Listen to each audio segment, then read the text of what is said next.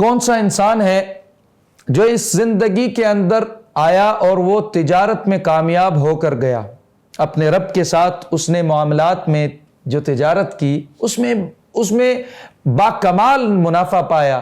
تو سیدنا ابن عباس رضی اللہ عنہ، سید المفسرین، ترجمان القرآن، حبر الامہ، آپ فرماتے ہیں کہ جس نے یہ 4 چیزیں کی، من کان فیہ، جس کے اندر یہ 4 چیزیں پائی گئیں، آپ نے فرمایا جس کے اندر یہ 4 چیزیں پائی گئیں، ربح، وہ اس تجارت میں باکمال منافع حاصل کر گیا، بے انتہا منافع حاصل کر گیا۔ وہ 4 چیزیں کون سی؟ آپ نے فرمایا الصدق، سچ، جس پہ سچ پر قائم رہا۔ دوسری چیز والحیا، اور حیا پر قائم رہا۔